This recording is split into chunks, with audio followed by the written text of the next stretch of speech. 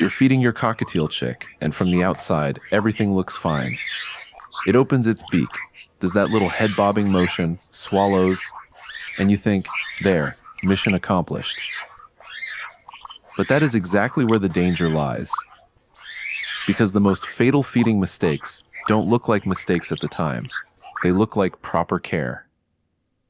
Today, I'm going to show you the 5 mistakes that kill the most chicks in the quietest way possible, so you never have to feed them based on guesswork again. First mistake, the temperature of the formula. This is the #1 mistake because it's deceptive.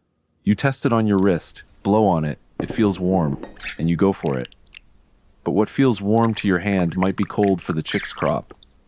Or it could be too hot. If it's too cold, digestion stalls.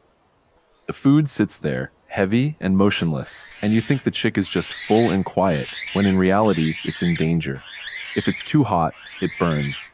And internal burns don't show up immediately, they appear later, when the chick's condition worsens and you don't understand why. Want a sign that you're making this mistake? A chick that eats and then acts strangely very quiet, with a crop that isn't emptying properly. And that leads us to the second mistake. Second mistake, overfilling the crop. You see the chick begging and assume it has an endless appetite, but begging is a reflex, not a gauge for limits. A chick begs because that's how it survives. However, the crop has a specific capacity. When you overfill it, you force the body to handle a volume it can't manage. The chick might regurgitate, it might aspirate the food, digestion might slow down. And the cruelest part, an overfilled crop can also trick you at the next feeding time. You think it's still full, so you delay the next meal, and the chick ends up alternating between excess and scarcity. It might just look like a messy routine, but inside the chick's body, it turns into stress. Third mistake, and this is the scariest one, feeding too fast or at the wrong angle.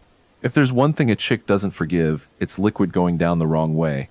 When you squeeze the syringe in a rush or insert the tip too deeply, the formula can end up in the respiratory tract. That's when a silent tragedy begins. Sometimes there isn't a violent choking fit right away. It might just be a tiny cough, a click, or a change in breathing. The owner thinks it's nothing. Then comes the decline. The chick grows weak, breathes strangely, and stops begging for food.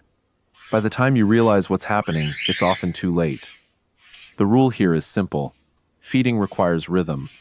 It requires pauses. It requires reading the chick's cues. If you're in a rush, you're already heading for trouble. Fourth mistake, feeding the chick while it's cold. This is a mistake that looks like an act of love. You see the chick sitting quietly and think, it needs to eat to gain strength. But a cold chick cannot digest food. Its body is in survival mode.